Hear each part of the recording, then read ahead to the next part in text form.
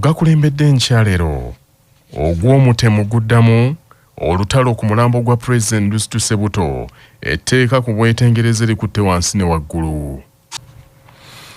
Obukiiko bwa Paalamenti obubiri okuli akalondoola ebyokwerinda n'ensonga z'omunda mu ggwanga saakakiiko akalondoola eby'amateeka olwaleero butandika okufuna ebirowoozo by'abantu ku bbago erya the protection of the sovereignty bill ery'omwaka 2026 nga Sipiika wa Paalamenti Anita Among yakakasizza kino olunaku lw'eggulo.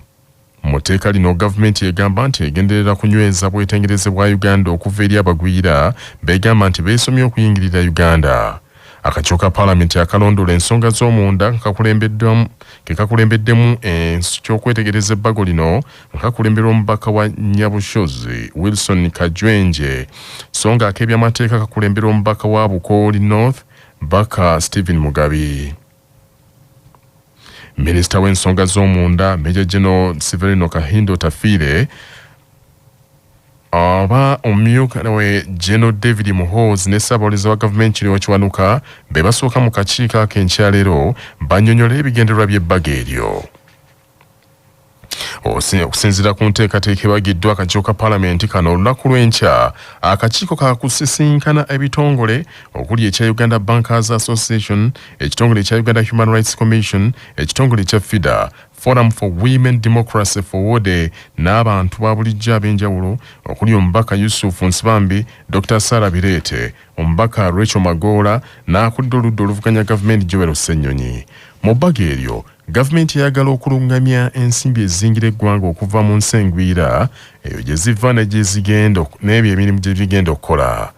Mu bbago eryo era yataddemu ebibonerezo ebikakali eri abantu abataataaganya obwetengereze bwa Uganda omuli ababavujjirira ebikolwa ebikotoggera ebyenfuna by'eggwanga okutaataaganya okulonda n'ebirala nga bano nno boolekedde okusiba emyaka 20 oba okutanzibwa obumbi bubiri so nga bwe kiba kitongole nga kye kivujjiridde ebikolwa ebyo kyo kyakutanzibwa obumbi buna bulamba.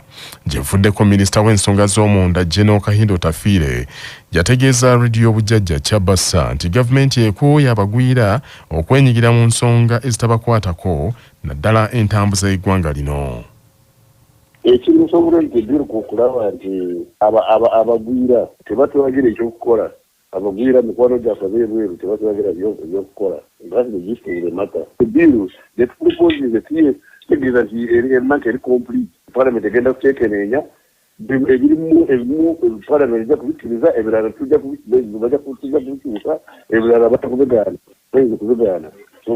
Nsinga gamba nti kino kyetugenda kutamu ekituufu kubanga terina kukateeka baganda ababaka baabwe kubanga amateeka sigakunaka kufunya abantu etteeka liba lyakugonjoola nsonga. We should be rule of law, not rule by law. Waliwo enjawulo. Rule by law kuba okunyigiriza abantu. Rule of law kuba kukola ki kutegekanya nanka kutegekanya ensi kulaba nti buli muntu yena nanka agoberera temukinizaganya n'epo. Akawungezi k'eggulo Sipiika wa Paalamenti Anita Among yalangiridde nti Paalamenti egenda kukola kyonna kisooka omuli n'okwebuuza ku by'ebbago eryo. I've had a section of people saying we are going to pass the protection of sovereignty bill today, tomorrow, or whichever day. We are going to give you sufficient time to do consultation. I have only put all the items that we must dispose in the order paper. The committee has not even started. And I want to assure you, all the stakeholders will be heard in that committee. I just want to allay your fears that we've smuggled in the item and it's going to be passed. It is all of you are going to be heard.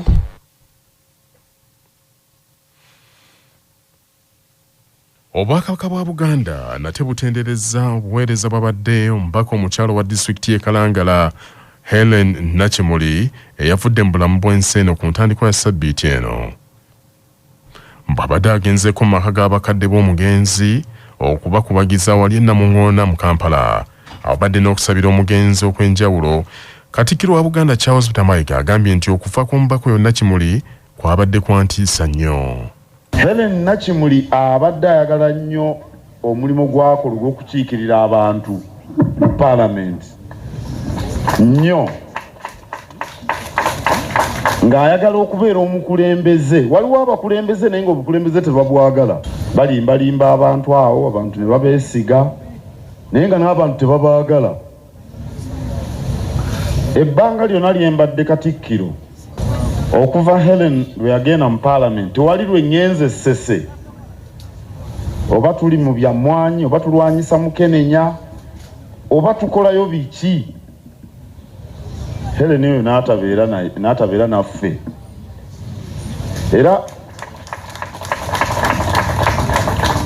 olwasembayo ndooza lwali lwa Mukenenya ne tutambula eyo mu bizinga eyo nga nazino weema yaziteekayo oba n'amaato ag'abantu be twatambulanga nabo. Ekyemisana twakirira wano ku mbuga y'essaza ne taata ono Father Walusimbi. Kale passion, okwagala ekintu ky'okola kye kikuyamba abantu n'obayingira emitima gyabwe.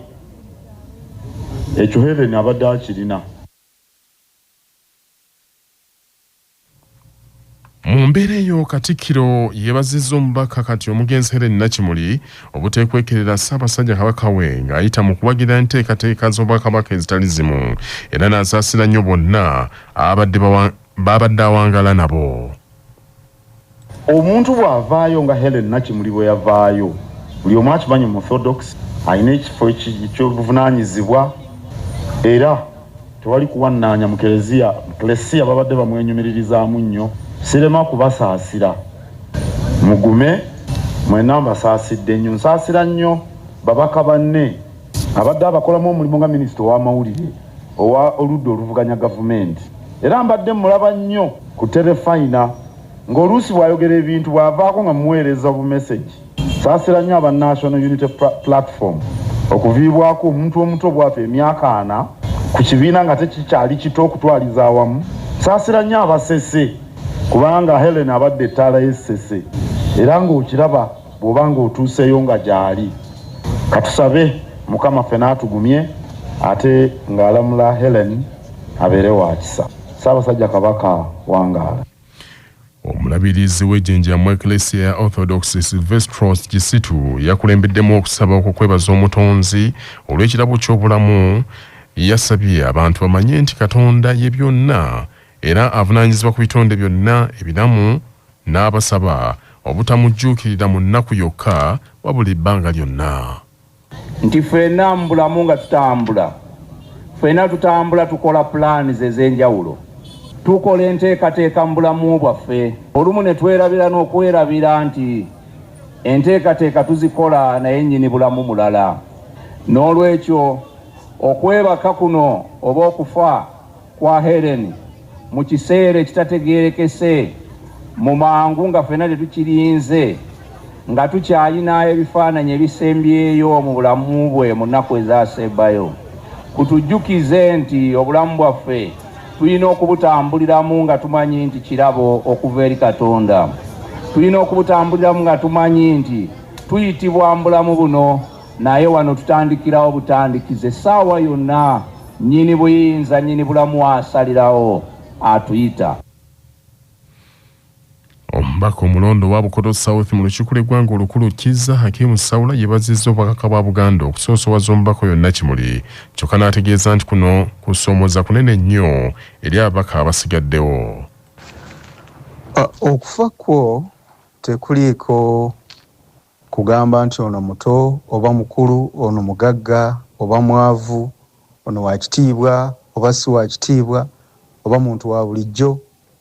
Omuntu yenna asobola okufa, naye ekyokuyiga mu muntu ng'ono ng'afudde kye kibeera kisinga okuba ekikulu. Bwe yafa bwe baamutwala e Kalangala, abantu b'e Kalangala balaga okukungubaga okw'amaanyi. Bwe yagenze mu Parliament, almost buli mubaka wa Parliament buli omu mu kibiina kye, awatali kwawula mu bibiina, naye n'olaba nga buli omu anyoleddwa. ababaka ba Parliament abalala okubadde Theodore Sekikubo, Weremiyaga, Betty Ethel Nalima, Mbaka omukyalo wa disitulikiti wa Kiso, Abeka Kawalya owa Lubaga North, Dennis Sekabira, bonna boogedde ku mugenzi nga bamutendereza olw'enkolagana ennungi n'abalala, era bonna bakinoganyiza nti okutwaliramu Helen Nakimuli abadde mugatta bantu.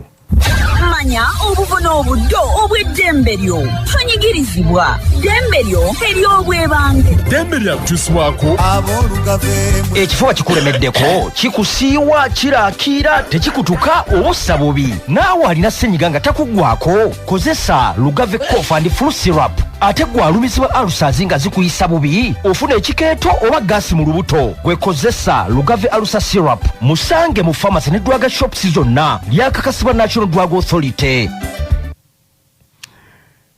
Ddembe ly'akakiiko k'ebyokulonda okuteekateeka okulonda oluvannyuma lwa kalaani wa Parliament okutegeezebwa nti omubaka afudde nga munnamateeka Abdul Kinene bw'annyonnyola.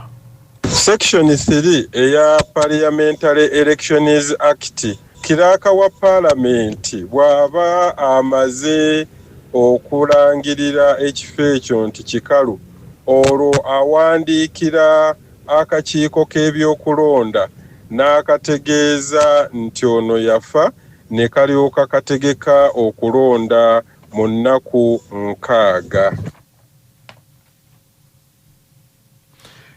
Kkooti enkulu ewozesa ogw'obutemu oguvunaanibwa omusajja Christopher Okero Nyum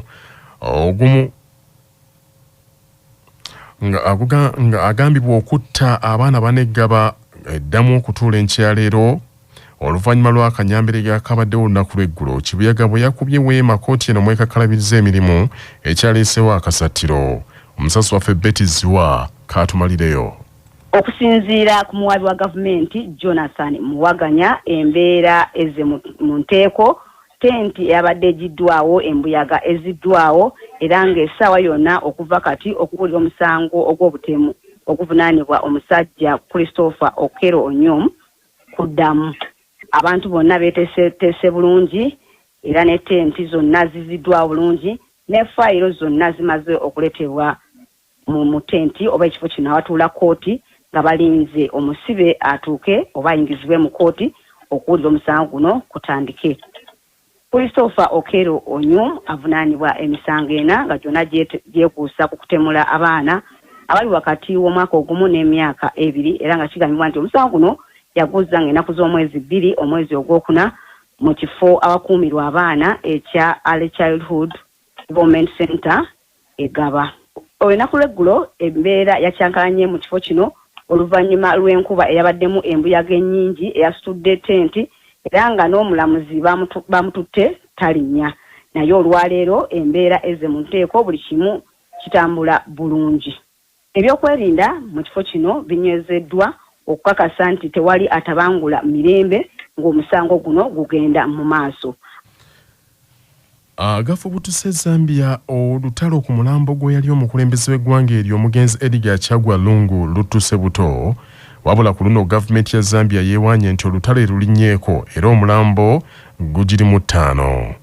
Omugenzi Edgar Lungu yafa emyezi 10 egiyise, wabula ebbanga lyonna omulambo gwe gukyalemedde ku nsi ne gyebuli eno ogukuumibwa mu ggwanika mu South Africa gye yafiira ng'obulwa buva ku butakkaanya obuliwo wakati wa gavumenti ya President aliko kati Hakainde Hichilema n'abafamire ya Edgar Lungu.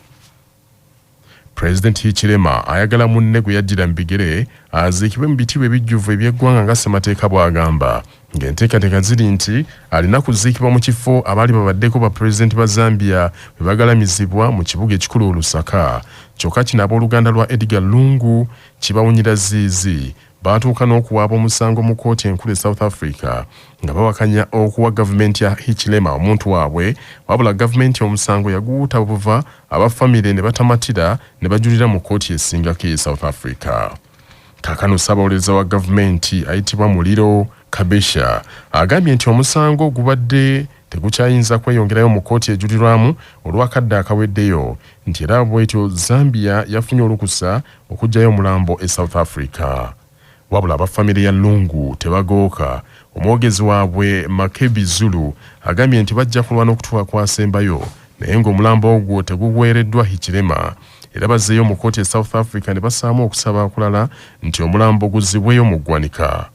Omugenzi Edgar Lungu yafuga Zambia okuva mu 2015 okutuuka 2021 wabula mu kisanja ekimu kyokka Abazambia baamukyawa nnyo tebaamwongera kisanja kirala olwo Hakainde Hichilema kwe kujja mu maanyi naye ebbanga lyonna baali kabwanango abooluganda ne batuuka n'okugamba nti omugenzi yalaama nti Hichilema talinnyanga ku ntaana ye.